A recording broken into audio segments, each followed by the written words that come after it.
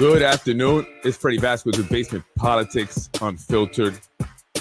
Today I want to talk about the majority leader, Tasha, darling.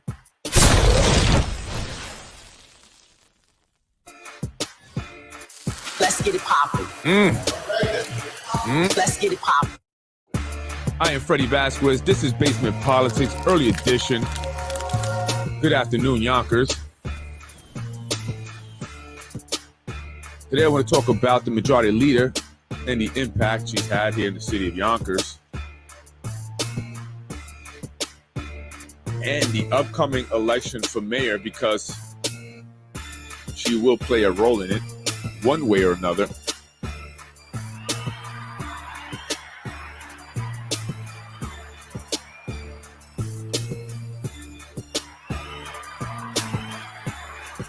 Let's talk about it. Who do you guys want to see for mayor? Another Spanish term, or do you want to see someone completely new? Someone we've heard before? We'll find out soon enough. But today I want to talk about the majority leader, Tasha Diaz. I hear she may be running for mayor. That's what I'm hearing. Again, today I want to talk about the majority leader and the impact she's made since becoming a council member in 2019 and eventually becoming the majority leader. According to an interview on YouTube, an interview with Simply Carter Corp., she says she ran because she saw a need in her community and she felt that she had experience as the head of the Tenants Association for the building that she lived in. She felt she could win, so she threw her hat in the ring. But, to run an election, it takes a lot of money, it takes connection. It's not just as easy as saying, hey, I just want to run, you just come out of nowhere. And Tasha is the first, woman of color to represent District 3. That's her district. But how does she do it? How does she run a successful campaign when people say you'll spend at least $50,000 according to insiders? Someone like Councilman Moranti, according to people, spent almost $200,000 to win his reelection for the 6th district. The guy had a billboard on Tucker Hole Road, and I'm sure that cost some money. And I'm not counting Ms. Diaz's money, but it's no secret she would need to fundraise in order to run a successful campaign and actually win. Fundraising isn't easy to do, and if you're not connected to a network of wealthy donors who will come to your event and write checks for $500, $1,000, or $2,000, then you probably won't raise much money. Probably won't raise more than $5,000, $10,000, and that's not enough to win, according to people who are involved politically.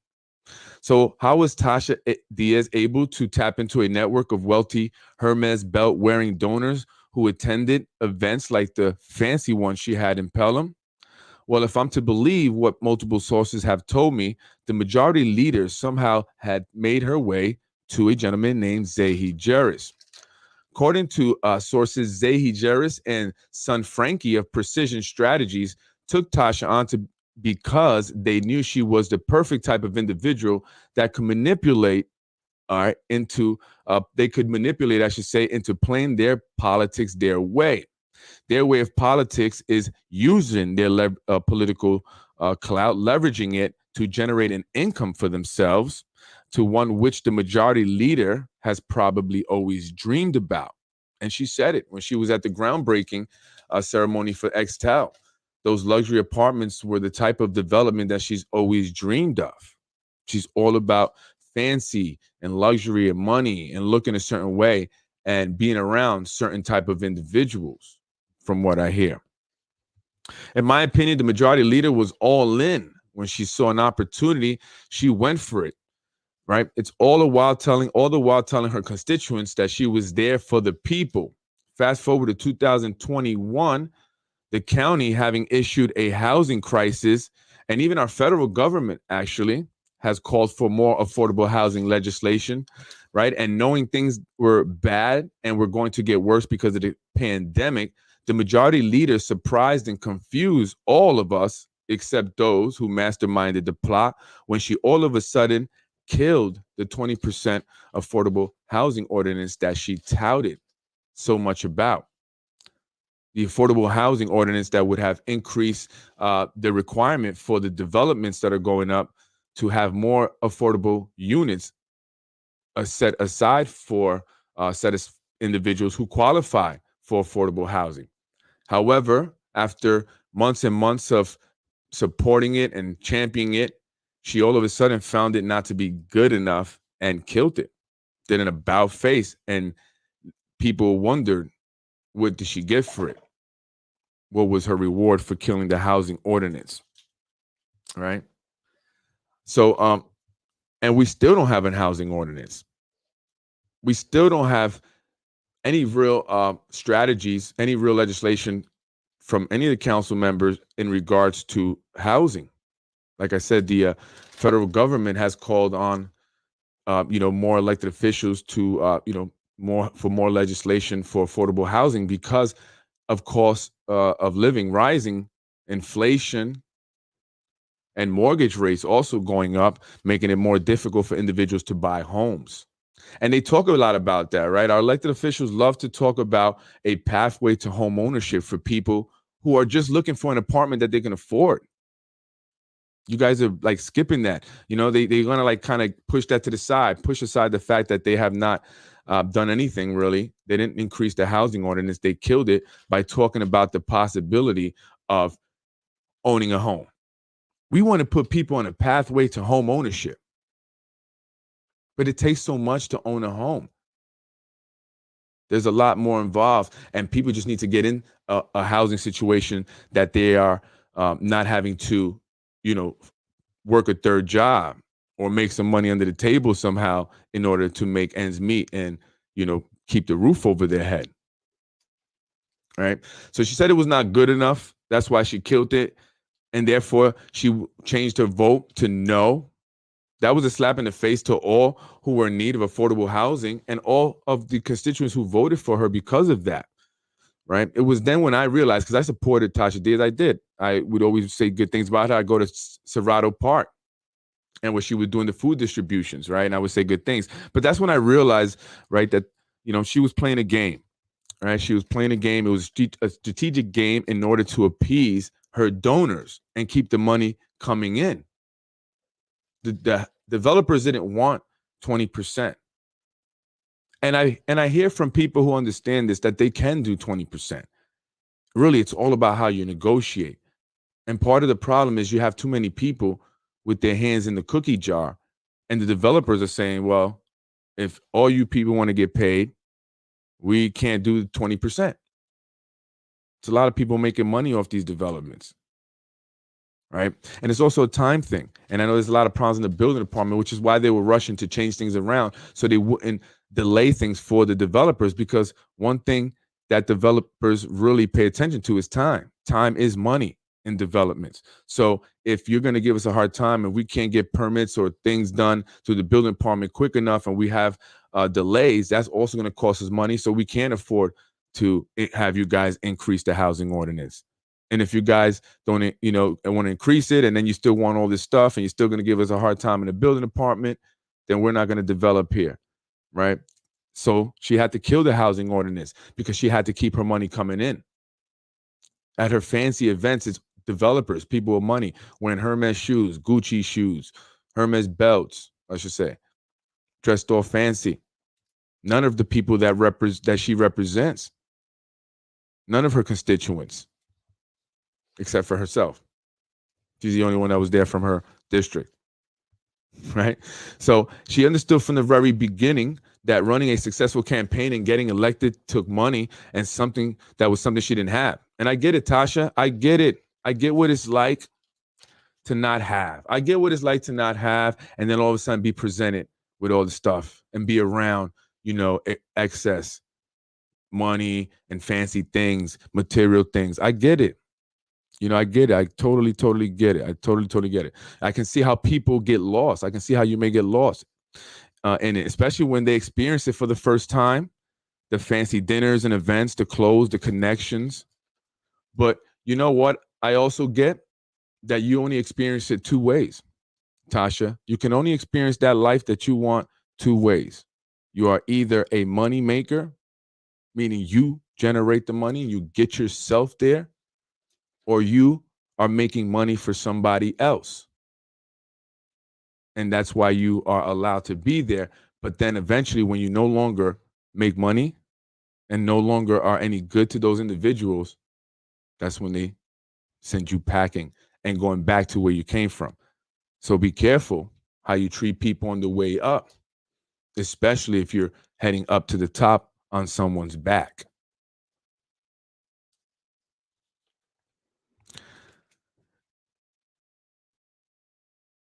You know, you have to be careful how you treat others, Tasha. I hear you've been a little bit mean. You've been to other women in the council, been mean to constituents, people of the city, aggressive, and that's why they refer to you as the pit bull. You're their pit bull. You're the one that they want to go after, anyone who criticizes, who opposes the powers that be. But they're using you. They're using you to divide the Black and Latino community. They're using you to do their dirty work. And eventually they're going to be done with you because they really don't like you. I'm just telling you. I'm being honest. Not making this up. I'm trying to give you advice. I'm trying to help guide you through that world because I've been there, but I was a money maker. I started out making money for somebody, but I learned the game to become a money maker because I was going to stay in the game. And no one was going to have strings and pull my or make decisions for me or force me to make decisions that I did not want to make. All right. So you got to be careful what you're doing. You got to be careful the moves you're making and who you're associating yourself with. It's not going to last. It's not going to last. And what you've been doing, people are seeing it and they're talking about it. The same people that you're around and you think are your friends.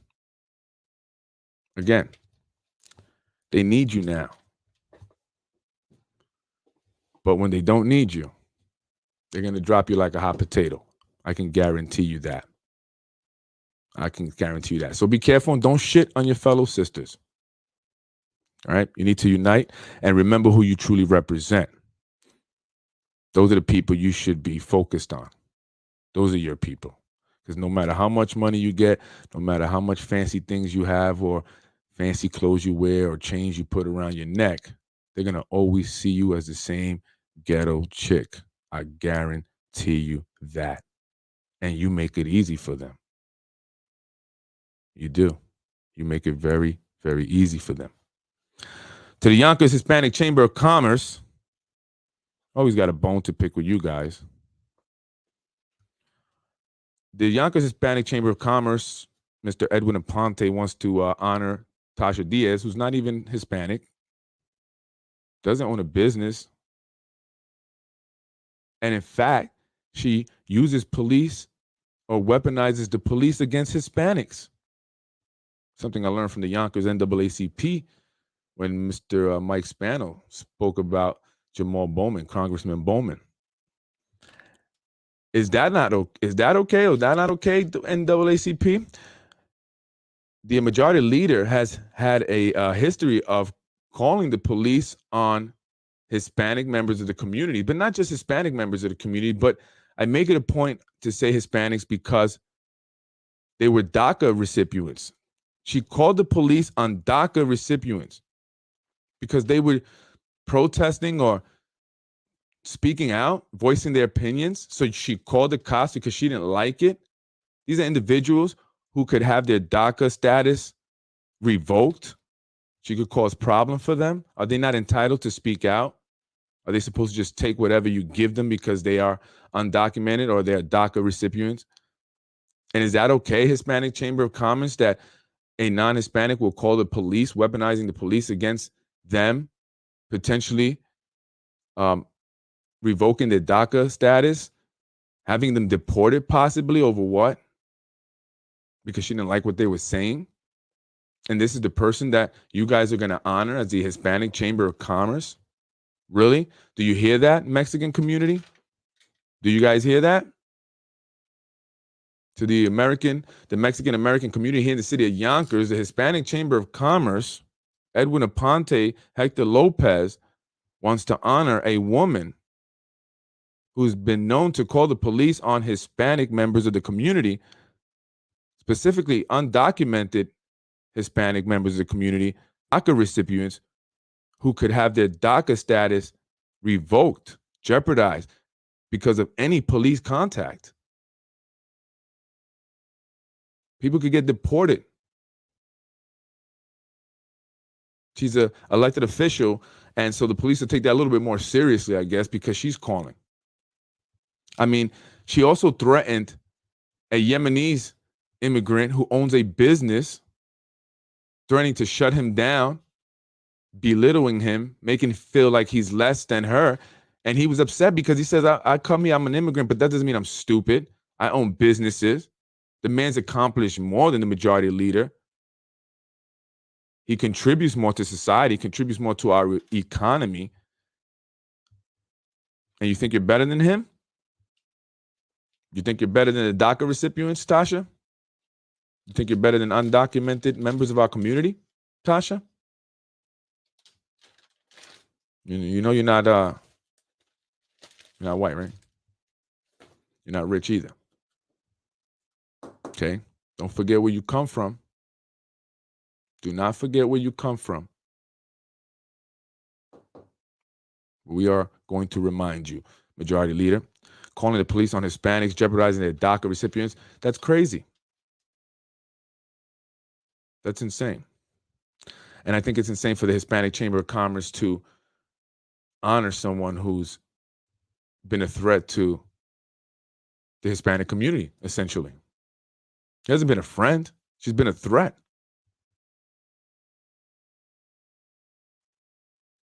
What's with the aggression? What's with the hate towards other people of color? Judging people, ridiculing people. Is it insecurity because it happens to you?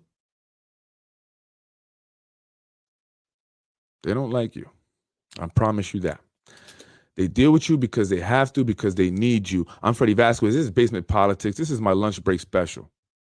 Majority Leader, get it together, girl. Get it together. And you should be concerned. And you can get the Yonkers News Wire, the Yonkers Tribune, or whoever you want to write whatever they want. Doesn't going to change the fact that people are over it already. People want to see change. And there's an active effort to see that change come to fruition. Sorry. And for all you Latinos who are selling out, who think you're going to sneak up in there, play the game, sell out your own, because you think you're going to get somewhere, I promise you. As soon as you throw that hat in that ring, I'm all up on you. Basement Politics all up on you. We don't want to see you Latinos who have been a part of the nonsense thinking you're going to come in and become the mayor or any other elected official. You guys are done too. No more people coming from the past. We want to move forward. We want to change, not necessarily the entire city, but definitely our political system here. That has to change. That has to be more reflective of the people that live here in the city, and has to be a body of government that truly represents the people here in the city and not outside interests, as it's been doing so for so long now. So, yeah, you should be concerned. And John should be concerned too. I mean, I'd be concerned too if I was doing things that are possibly illegal and somebody was talking about it. Because if somebody like the DOJ wanted to investigate, they may find something. Something that could be illegal and cause me to go to jail. Oh, yeah, I'd be frightened. I would. I would be very scared. Especially this guy keeps talking about it. So yeah, I understand why. Should have left me alone. I tell people they should have left me alone. Anyway, I'm at it. Let me get back to work. Should have left me alone. Anyway, yeah, you guys should be scared. Freddie Vasquez, Basement Politics. Take care, folks. Have a great evening and rest of the day, and I will see you, I don't know, tomorrow. Take care.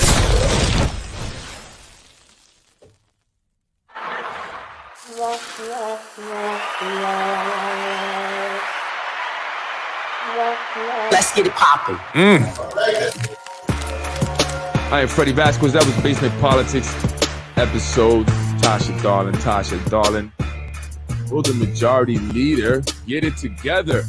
Will she start to represent the people for once and not the developers, not the rich people she wants to be like, but the people that actually voted her in? We'll see. And Tasha, please. Everyone's talking about what you wore that day to the groundbreaking. It's not just me. Everybody's talking about it. They're talking about the poom poom shorts. Wasn't the place. Wasn't the time. Wasn't the place or the time. Freddie wins. Thank you, folks. I'm Freddie Vasquez. If you didn't get to watch the show, I'll run it again. Quick lunch break special. On the majority leader here, Tasha Diaz. Folks, I'll leave it up to you to make a decision.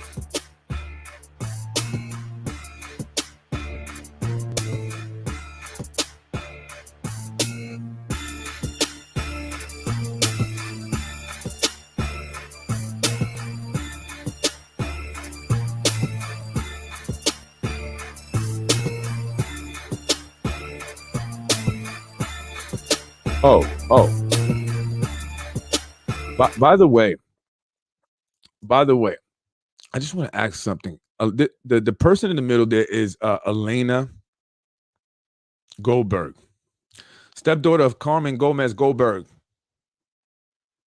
the founder of the Yonkers Hispanic Chamber of Commerce, and next to the gentleman there, Hector Lopez, I believe the president, vice president of the Hispanic Chamber of Commerce, the president, I believe, of the Hispanics in law enforcement. They are, well, Elena's mom, stepmom, Carmen Gomez Goldberg, is put together the parade. She's in charge of that, or they're in charge of that stuff. They named it the Puerto Rican Day Parade, and I hear there's some, thing about that because we have different people from, different Spanish-speaking countries, Hispanics, Latinos, Mexican, Dominican, Cuban. It's not just Puerto Rican, and and some people felt that maybe it should be Hispanic Day Parade because we have so many different, members of the Hispanic community, Latino community from different parts of the world, different countries. So, in order to be inclusive and not make it feel like it's only about Puerto Ricans, but, that's what they wanted. And some people feel like maybe that's something that's being done to be divisive because, again, the mayoral race is coming up and people want to see a Latino mayor. And it's time for a Latino mayor. Even the parties know this. Party officials know this. Here in Yonkers, they know this. They're vetting out various Latinos now. They are. And some people are concerned with that.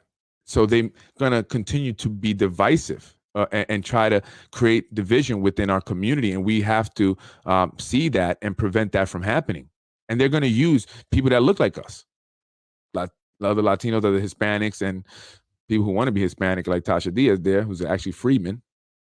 Here is Zahi Jerris's idea to change her name to Diaz to appeal to the Hispanic community. So you see what they'll do in order to appeal to the Hispanic community because they know how important the Hispanic community is going to be and is, especially if they get it together, unite. It will be a force to be reckoned with, and certain individuals who have a stronghold on the city here understand that. So they're going to throw a bunch of individuals out there to divide us. So we have to watch that. And certain individuals who are utilized to divide us are given positions. They're given benefits. They're allowed to to have positions that make no sense, but they get them. Their family get positions, right? Gatekeepers, so-called gatekeepers. People call themselves the gatekeepers of the Hispanic community. So I'm going to put that out there. I'm going to put it out there because you're not going to do that. You're not going to cause division between us. There's a 90,000 Hispanic people here in the city of Yonkers. I know not everyone can vote for one reason or another, but let's call it 30,000. That's still more than the amount that came out for a citywide race last year in the city council president's race. So that's huge.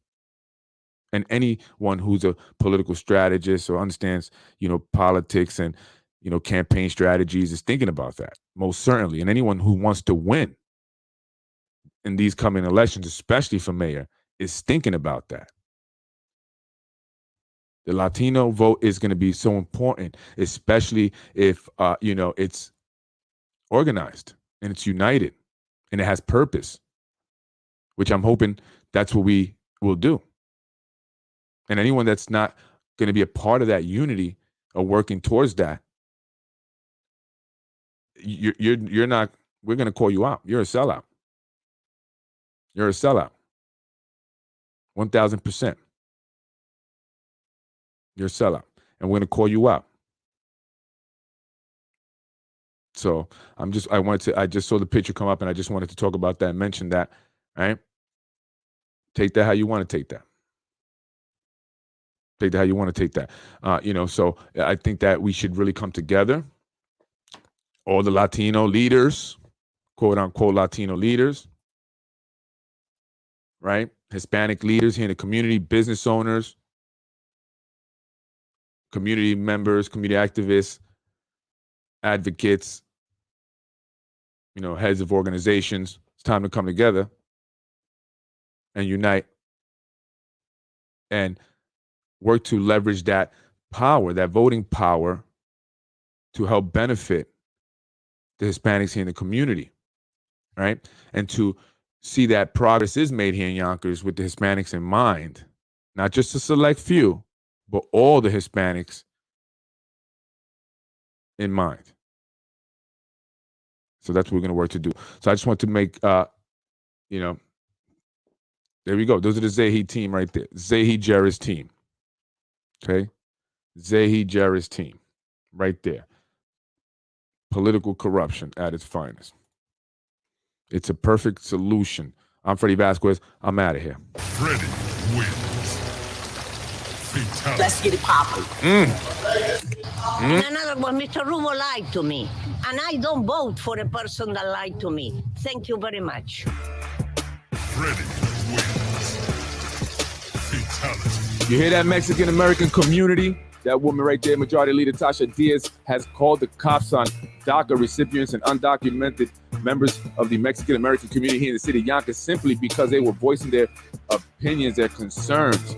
They have a right to be treated fairly and equally just because they are not documented or they are DACA recipients. Don't think because you're just handing them crumbs that we're supposed to be all grateful. Just because they're undocumented doesn't mean they can't speak out. We're going to represent them too. I'm going to represent you too. And if you're having any problems with immigration or you need help or services or whatever, you're looking for support,